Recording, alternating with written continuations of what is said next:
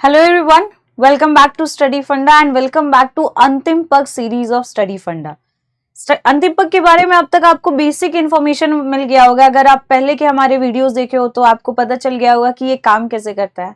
अंतिम पग हमने लॉन्च किया था 40 दिन 40 अलग अलग टॉपिक डिस्कस करने के लिए, जो कि सीएपीएफ असिस्टेंट कमांडेंट का जो एग्जाम होता है उसमें पेपर 2 में इंपॉर्टेंट हो जाते हैं। कभी हम आर्ग्यूमेंट डिस्कस करेंगे, कभी हम रिपोर्ट डिस्कस करेंगे, ठीक है, कभी हम ऐसे डिस्कस करेंगे और हर बार हम हर अलग अलग क्वेश्चन के साथ नया नया तरीका सीखेंगे, नया नया कंटेंट सीखेंगे उस आंसर को लिखने का। इसमें जब भी हम कुछ एक्स्ट्रा बात करते हैं, जब भी हम लोग कुछ अपने साइड से प्रोवाइड कराते हैं, चाहे जब वो आप पीडीएफ अपना अपलोड करते हो अंतिम पग सीरीज में, और हमारे इवैल्यूएटर्स जब आपको कुछ सजेशंस देते हैं, उसे इवैल्यूएट करके आपके आंसर को इवैल्यूएट करके डेली इनसाइट्स देते हैं, तो आपका काम है कि आपको उन सारी चीजों पे काम करना जो हमारे इवैल्यूएटर्स आपको सजेस्ट करें। उसके साथ साथ जब मैं वीडियो में उस आंसर को डिस्कस कर रही हूँ तो आप देखिए कि कौन सा ऐसा कंटेंट है जो इसमें मेंशन्ड है पर आपने नहीं लिखा है, या फिर क्या आप ये कंटेंट को यूज कर सकते हो, क्या आपको कंसेप्ट समझ में आया, क्या आपको तरीका समझ में आया एक प्रॉपर आंसर लिखने का। आज हमारा 10वां दिन है। आज हमने एक आर्ग्यूमेंट का टॉपिक दिया था, ठीक है, टेलीग्राम चैनल पे आपको मिल गया होगा। टॉपिक था legalization of same sex marriage and the changing fabric of Indian society. देखो, same sex marriage, LGBTQ, transgender, ये सब जो है ना अब इंडियन सोसाइटी में कहीं ना कहीं बहुत ही ज्यादा न्यूज में आ रहे हैं। And not only Indian society, पूरे वर्ल्ड में सेम चीज चल रहा है। तो जब भी इनकी बात हम करते हैं, एक चीज हमेशा ध्यान में रखना कि यूपीएससी जब सीएपीएफ का क्वेश्चन पेपर बनाता है, स्पेशली फॉर पेपर 2, तो उसमें कहीं ना कहीं वो सोसाइटी का एंगल जरूर डालता है, चाहे वो एसे में डाल दे, चाहे वो आर्ग्यूमेंट में डाल दे। तो सेम सेक्स मैरिज पे क्वेश्चन पूछे जाने के चांसेस बहुत ज्यादा हाई है, इसलिए हमने ये आर्ग्यूमेंट आपको प्रोवाइड कराया ताकि आपको एटलीस्ट बेसिक कंटेंट और बेसिक तरीका जरूर मिल जाए कि आप इसको लिखो कैसे। अब देखो, सबसे पहला आर्ग्यूमेंट में क्या होता है, introduction. See, I am saying this multiple times, I have said this multiple times, I will say this again and again. जब भी मैं इवैल्यूएटर, एज एन इवैल्यूएटर भी, जब भी मेरे पास एफएलटी में फुल लेंथ टेस्ट सीरीज जो हमारी चल रही है पेपर 1 एंड पेपर 2 की, ठीक है, सीएपीएफ के जो भी फुल लेंथ टेस्ट सीरीज चल रही है, आप भी उसमें जुड़ सकते हो, संडे को टेस्ट होता है, तो उसमें भी जब मैं इवैल्यूएट करती हूँ तो उसमें मैं एक चीज देखती हूँ कि बच्चे आर्ग्यूमेंट में ऐसे लंबा चौड़ा लिख रहे हैं। 40-50 वर्ड का इंट्रोडक्शन, 40-50 वर्ड का इंट्रोडक्शन लिखना जरूरी नहीं है। Please avoid writing that. Argument में मेन एम्फेसिस जो आपने पॉइंट्स लिखा है उस पे जाता है, तो कोशिश करिए कि पॉइंट्स आपके ज्यादा से सुटेबल हो, पॉइंट्स आपके ज्यादा एनरिच्ड हो कंपेयर टू बाकी एसे, बाकी पार्ट्स जैसे इंट्रोडक्शन एंड कंक्लूजन। इसलिए मैं हमेशा सजेस्ट करती हूँ कि प्लीज मेक श्योर कि आपका इंट्रोडक्शन या कंक्लूजन 30-35 वर्ड से ज्यादा का नहीं हो, उसमें कोई ऐसा कंटेंट नहीं हो जिसको आप एज अ पॉइंट आप यूज कर सकते थे, चाहे वो आर्ग्यूमेंट फॉर में, चाहे वो आर्ग्यूमेंट अगेंस्ट में, ठीक है। नाउ यहाँ पे आप देखोगे कि मेरा इंट्रोडक्शन भी कितना कंसाइज है। मैंने लिखा है कि सेम सेक्स मैरिज इंडिया में अब रिन्यूड अर्जेंसी गेन कर चुका है पोस्ट, और मैंने 2 जजमेंट का मेंशन किया है। एक है हमारा नवतेज सिंह जोहार जजमेंट 2018 का, और दूसरा है हमारा Supriyo versus union of India 2023 का। अब मैंने यहाँ पे डिटेल नहीं दिया है दोनों जजमेंट के, क्योंकि यहाँ पे इन दोनों जजमेंट में एम्फेसिस नहीं किया गया है। मेरे क्वेश्चन में एम्फेसिस किस पे किया गया है, सेम सेक्स मैरिज को लीगलाइज करे या ना करे।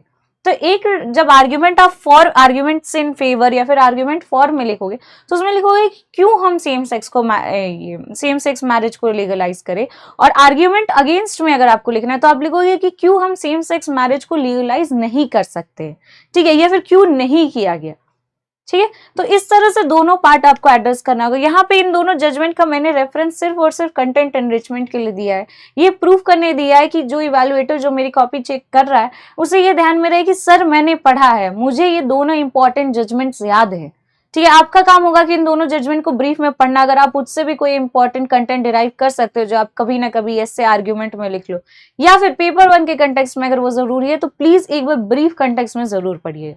नाउ आर्ग्यूमेंट्स इन फेवर, इसमें सबसे पहला लिखा हुआ है कॉन्स्टिट्यूशनल इक्वालिटी। कॉन्स्टिट्यूशनल इक्वालिटी के बारे में इसलिए मेंशन किया गया है कि ये जो एलजीबीटीक्यू, ये जो सेम सेक्स मैरिज करने वाले लोग हैं, ये लोग एक कम्युनिटी है, ठीक है, और अगर हम इन्हें मैरिज राइट्स नहीं दे रहे हैं ना, तो हम इन्हें कॉन्स्टिट्यूशनल राइट से डिप्राइव कर रहे हैं, ठीक है। Denying marriage rights to same sex couples contravenes article 14 and 15 as supreme court जो है उसने इक्वेट किया है कि ओरिएंटेशन, सेक्सुअल ओरिएंटेशन जो है वो protected sex ground mandating equal treatment इन सिविक इंस्टीट्यूशंस। मतलब हम डिस्क्रिमिनेशन, चाहे वो जरूरी नहीं कि डिस्क्रिमिनेशन हमेशा कास्टिज्म के बेसिस पे हो, डिस्क्रिमिनेशन और भी ग्राउंड्स पे होते हैं, और यहाँ पे हमने सेक्स को भी इंक्लूड किया गया कि यहाँ पे भी डिस्क्रिमिनेशन नहीं होगा। सेकंड पॉइंट है फंडामेंटल लिबर्टी, आर्टिकल 21। अब देखिए ना, जब भी पर्सनल राइट्स के बारे में आते हैं ना, जब भी राइट्स के बारे में कोई भी क्वेश्चन आते हैं तो उसमें फंडामेंटल राइट्स का एक पॉइंट लिखना बहुत ही ज्यादा जरूरी हो जाता है। यहाँ पे मैंने आर्टिकल 21 का रेफरेंस दिया है, किसका स्कोप, इंटीमेट लाइफ चॉइसेस, ठीक है, intimate life choices, right to privacy, ये सब भी आर्टिकल 21 के अंदर आता है। हम मेरा कैसा पार्टनर होगा, हम कैसा पार्टनर चूज करेंगे, आर्टिकल 21 के अंदर आता है। तो अगर हम किसी को ये राइट नहीं दे रहे कि you can't be with the partner you want to be with, तो हम क्या कर रहे हैं, हम उसे फंडामेंटल राइट से भी डिप्राइव कर रहे हैं। तो कॉन्स्टिट्यूशनल जो मोरालिटी है, कॉन्स्टिट्यूशनल जो इक्वालिटी है, हम उससे डिप्राइव कर रहे हैं। जो हमारा फंडामेंटल राइट है हम वो नहीं उसे प्रोवाइड करा पा रहे। और यही तो रीजन है ना कि ये जो सेम सेक्स कपल का ये जो नॉर्म था, इसे हमने जो भी आईपीसी में धारा थी, शायद 370 या कुछ था, तो हमने उसे क्यों बोला कि अब ये नहीं होगा, क्यों बोला, क्योंकि हम आपको इक्वालिटी दे रहे हैं, हम आपके साथ किसी भी कम्युनिटी के साथ हम डिस्क्रिमिनेशन नहीं कर रहे। बट क्वेश्चन बाद में उठी कि अगर आप डिस्क्रिमिनेशन नहीं कर रहे, अगर ये इलीगल नहीं है, तो फिर अगर सेम सेक्स मैरिज लोग कर रहे हैं तो फिर ये तो लीगल होना चाहिए। बट बात यहाँ तक खत्म नहीं होती कि हाँ ये लीगल होना चाहिए, तो सुप्रीम कोर्ट ने बोल दिया कि हाँ ये लीगल होना चाहिए एंड ये लीगल हो गया। नहीं, मैरिज जो है, मैरिज एक प्रॉपर इंस्टीट्यूशनल नॉर्म है, ठीक है। शादी सिर्फ शादी करने से लिमिटेड नहीं होती है, उसके बाद आपके जो भी आपके रिलेशंस रहते, डिवोर्स के नॉर्म्स रहते, फिर उसके बाद एडॉप्शन के नॉर्म्स रहते, तो बहुत सारे मैरिज से जुड़े हुए नॉर्म्स रहते हैं। तो अगर हमें मैरिज के पैटर्न में चेंज करना है कि सेम सेक्स मैरिज को अगर हम उस कंटेक्स्ट में चेंज करना चाहते हैं, तो हमें मैरिज से जुड़े हुए सारे नॉर्म्स को चेंज करना है। प्लस किस तरह की शादी होगी, हिंदूज के अलग नॉर्म्स है शादी करने के, बाकी कम्युनिटीज के अलग नॉर्म्स है शादी करने के लिए, हमें वो भी चेंज करना पड़ेगा। And that is the main reason कि सुप्रीम कोर्ट ने बोला था कि हम सेम सेक्स मैरिज को लीगलाइज नहीं कर सकते, बिकॉज ये काम पार्लियामेंट का है। और पार्लियामेंट को अगर करना है तो पहले पार्लियामेंट को मैरिज रिलेटेड जितने भी नॉर्म्स है, जितनी भी जगह नॉर्म्स है, ठीक है, चाहे वो कॉन्स्टिट्यूशन में चाहे कहीं भी हो, मैरिज रिलेटेड जितनी भी नॉर्म्स है, पहले पार्लियामेंट को उससे अमेंड करना होगा। मैंने आपको बताया एडॉप्शन, डेथ, उसके बाद स्पाउस को जो प्रिविलेज मिलता है, सारा चीज, पेंशन, ये सब सारा चीज, सब में चेंज लाना होगा, ठीक है। एंड यही एक रीजन है कि सेम सेक्स मैरिज को लीगलाइज करना सबसे बड़ा डिबेट बना हुआ है, क्योंकि ये इतना सिंपल नहीं है जैसे हम सिविलियन से हमारे लिए लगता है कि हाँ लीगलाइज कर दी बात खत्म। नहीं, बात यहाँ खत्म नहीं होती है, लाखों करोड़ों जजमेंट उठ जाएंगे जिसमें डोमेस्टिक वायलेंस से लेकर अलग अलग कंटेक्स्ट में चीजें काम करेंगी, ठीक है। तो उस कंटेक्स्ट में हमें सेम सेक्स मैरिज पे अभी हमें काम करना होगा, अभी हमें डिस्कस करना होगा। But since we are writing arguments in favour, मैंने यहाँ पे एक कॉन्स्टिट्यूशनल इक्वालिटी के बारे में लिखा, मैंने यहाँ पे फंडामेंटल राइट आर्टिकल 21 का रेफरेंस दिया। उसके बाद लीगल प्रोटेक्शन, पहला देखो इसमें क्या लिखा है कि formal marriages ensure same sex couple access to critical rights, mutual inheritance, spousal support, joint taxation, hospital visitation, ये सब, ठीक है, लीगल प्रोटेक्शन मिलेगा। अगर शादी लीगल है तो उसके साथ साथ जो नॉर्म्स, जो प्रिविलेज, जो बेनिफिट्स मिलती है वो भी आपको लीगल मिलेंगे, अभी नहीं मिल पा रहे, ठीक है। इसी चीज को, इसी पॉइंट को जब हम आर्ग्यूमेंट्स इन फेवर में लिखेंगे तो हम लिखेंगे कि ये सारी चीज करना, ये सारे नॉर्म्स को चेंज करना, इनमें अमेंडमेंट्स लाना, ये खुद में सबसे बड़ा कॉम्प्लेक्स प्रोसेस है। तो that part we will say for argument against, but यहाँ पे हम आर्ग्यूमेंट फॉर में, आर्ग्यूमेंट्स इन फेवर में हम लिखेंगे कि क्यों हमें सेम सेक्स मैरिज से बेनिफिट होने वाला है, उन कपल्स को आराम हो जाएगा, ठीक है। ग्लोबल अलाइनमेंट, बहुत सारे कंट्रीज है, 30-35 कंट्रीज होगी जिन्होंने अब धीरे धीरे करके सेम सेक्स मैरिज को अलाउ कर दिया है, ठीक है। वो भी मॉडर्निटी के साथ अपने आप को चेंज कर रहे हैं, मॉडर्न टाइम्स में अपने आप को चेंज कर रहे हैं, तो हमें भी उनके साथ नए टाइम में नई नई चीजों को एक्सेप्ट करना होगा। फिर उसके बाद मेंटल हेल्थ बेनिफिट्स, इसमें आप एक लाइन देखोगे, research from prominent institutions. Now why did I right this? देखो, मुझे रिसर्च हुई है ये पता है, कहीं ना कहीं एडिटोरियल में मैंने पढ़ा है कि रिसर्च हुई है, मुझे ये पता है, बट मुझे ये ध्यान में नहीं है कि किस इंस्टीट्यूशन ने रिसर्च किया है।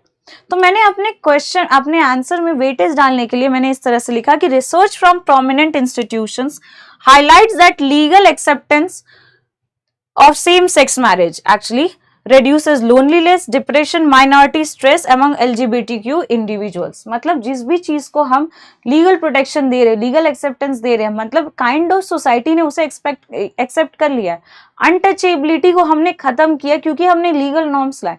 तो अब हम ये कह सकते हैं कि भारत में अनटचेबिलिटी लीगली तो नहीं हो सकता है, या अगर वो हो रहा है तो हम उसे ये क्या कर सकते हैं, एक्सेप्ट नहीं कर सकते, बिकॉज वो लीगल नॉर्म्स के अगेंस्ट है। सिमिलरली अगर हम सेम सेक्स मैरिज को लीगली एक्सेप्ट कर रहे हैं तो हम उसे एक प्रोविजन दे रहे हैं, एक प्रिविलेज दे रहे हैं, ठीक है, एक स्टैंड दे रहे हैं सोसाइटी में खड़ा रहने का, एक बैकिंग दे रहे हैं, and that is all that matters. और जब ये चीज हम उन्हें दे रहे हैं तो उससे जुड़े हुए, उस कम्युनिटी से जुड़े हुए लोगों को जो अभी स्टिग्मेटाइजेशन हो जाता है, जो डिप्रेशन का सामना करना पड़ रहा है, जो डर डर के रहना, छुप छुप के रहना पड़ रहा है, ये चीज खत्म होगी, इनका मेंटल हेल्थ बेटर होगा, ठीक है। उसके बाद 6 पॉइंट में देखो, इवॉल्विंग सोशल कंस्ट्रक्ट। देखो इसमें ना एक बहुत अच्छा पॉइंट बोला गया। आप खाजुराहो टेम्पल गए होगे, आप कोणार्क टेम्पल गए होगे, यहाँ पे मैंने गंधर्व मैरिज के बारे में लिखा है, लेकिन खाजुराहो और कोणार्क में सेम सेक्स मैरिज वाले स्कल्पचर्स बने हुए हैं। मतलब हमारे हिस्ट्री में भी कहीं ना कहीं ये चीज प्रेवलेंट था। तो हम ये कैसे कह सकते हैं कि ये पूरा मॉडर्न कंसेप्ट है, हमारे इंडियन सोसाइटी के अगेंस्ट है, जब खाजुराहो में ये चीज बना हुआ है, जब कोणार्क में ये चीज बना हुआ है, और आपको वहां पे देखने को मिलेगा, आप अभी भी गूगल करो आपको बहुत सारे फोटोज मिलेंगे। तो ये तो उस टाइम भी सोसाइटी का पार्ट था ना।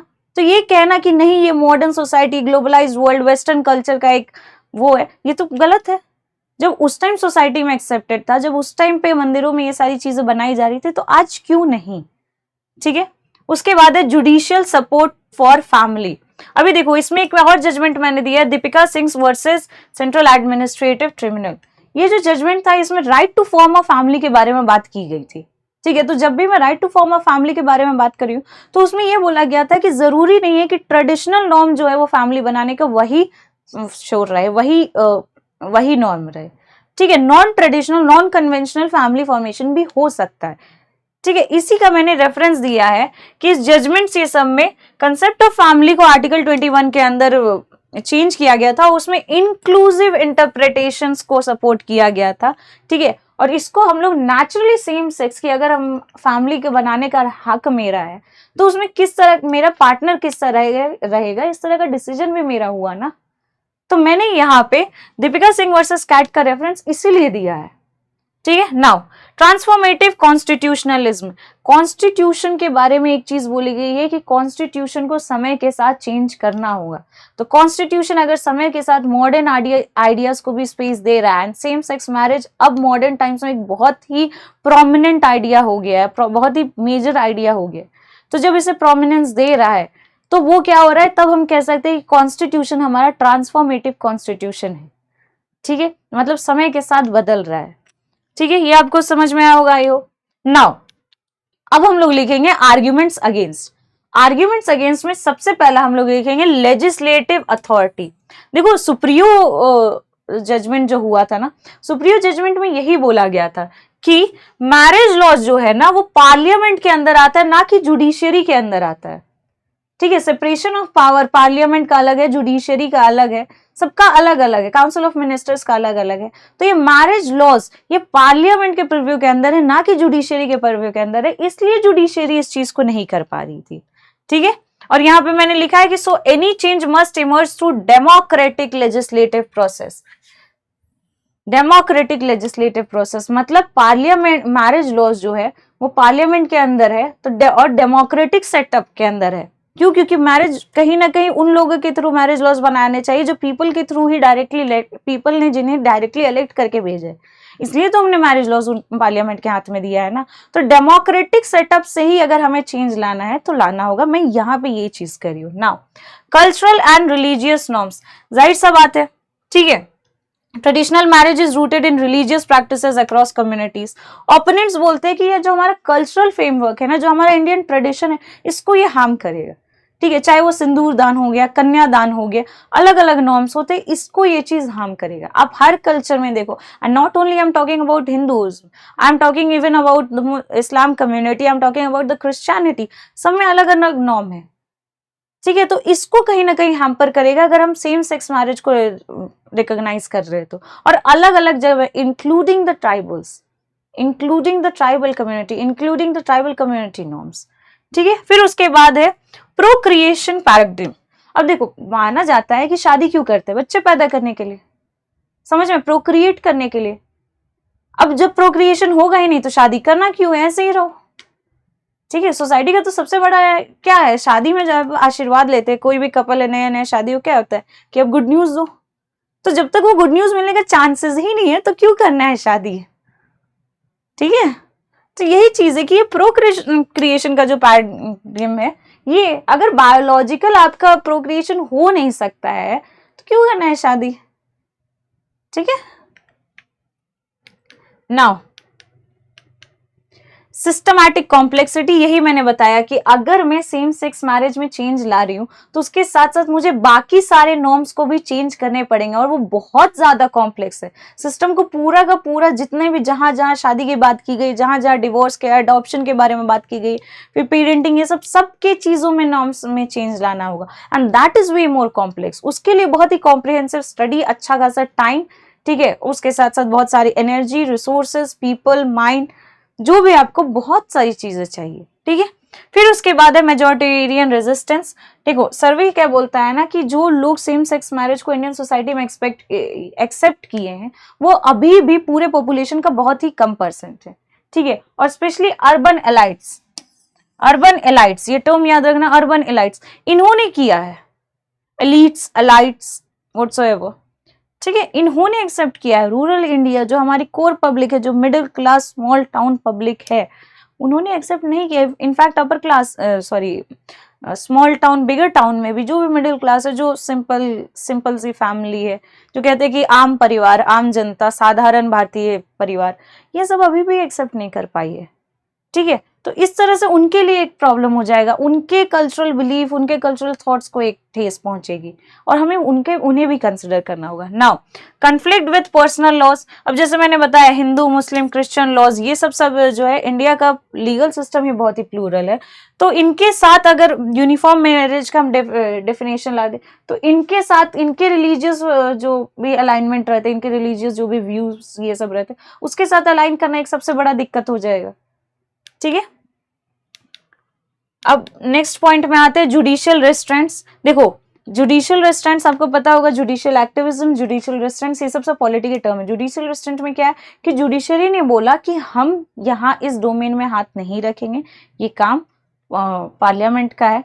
तो जब एक पॉइंट तो मैंने ऐसे लिख दिया कि लीगल अथॉरिटी कौन है सेम सेक्स मैरिज को लीगलाइज करने के लिए, पार्लियामेंट है, तो एक पॉइंट मैंने ऐसे लिख दिया। दूसरा मैंने लिखा जुडिशियल रेस्ट्रेंट, कि उस टाइम पे सेम सेक्स मैरिज को इसलिए लीगलाइज नहीं किया गया क्योंकि जुडिशरी ने बोला ये हमारा काम नहीं है, तो हम पार्लियामेंट के काम को, पार्लियामेंट जो हमारा सेपरेशन ऑफ पावर है, हम इसको तोड़ेंगे नहीं, हम इसको भेदेंगे नहीं। आप पार्लियामेंट में जाइए, वहां पर रिक्वेस्ट कीजिए। ठीक है, तो जुडिशरी के हाथ बंधे हुए इस कंटेक्स्ट में, और ये भी एक इंपॉर्टेंट पॉइंट है, और ये भी एक रीजन है कि उस टाइम पे सेम सेक्स मैरिज को लीगलाइज नहीं किया गया।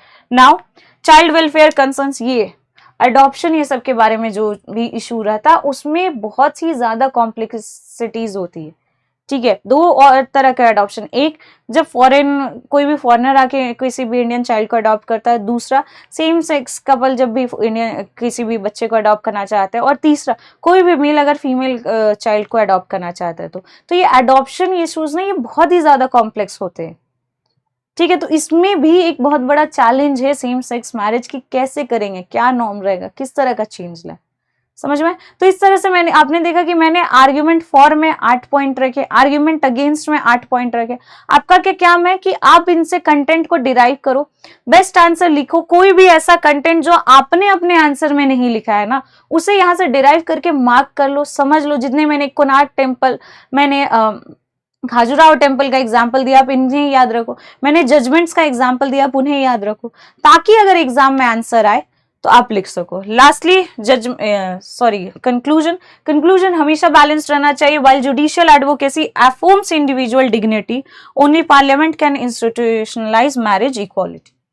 ठीक है, अब देखो, जुडिशरी ने बोल दिया कि हाँ, तुम्हें पार्टनर जैसा चाहिए, अगर तुम्हें सेम सेक्स में पार्टनर चाहिए तो तुम लो, क्योंकि जुडिशरी ने इंडिविजुअल के बारे में जो भी उसका पॉइंट ऑफ व्यू था, जो भी उसका राइट था, जुडिशरी ने उसको सपोर्ट किया। But now the question is कि सोसाइटी में क्या क्या चेंज करना, सोसाइटल नॉर्म्स में क्या क्या चेंज करना, ये पार्लियामेंट करेगा ना, तो ये चीज हम पार्लियामेंट में छोड़ देते हैं। ठीक है, legislative action informed by empirical studies and public dialogue, constitutional ideas with India's rural ethos. तो इस तरह से मैंने थोड़ा बहुत बढ़ा चढ़ा के कंक्लूजन लिख दिया। उतना ज़्यादा ध्यान कंक्लूजन और इंट्रोडक्शन में दीजिएगा मत, आर्ग्यूमेंट में पॉइंट्स पे फोकस कीजिएगा। सब हेडिंग लिखिएगा, कोशिश कीजिएगा कि सब हेडिंग को आप हाईलाइट कर दे, अंडरलाइन करके हाईलाइट करें, बीच में जो भी कीवर्ड्स है आप उसको अंडरलाइन करके हाईलाइट करें, ठीक है। और एक प्रॉपर बेस्ट आंसर प्रेजेंट करने की कोशिश करें। हमारे अंतिम पक्ष से जुड़ के आप देख सकते हैं कि किस तरह से लिखा जाता है। Thank you so much.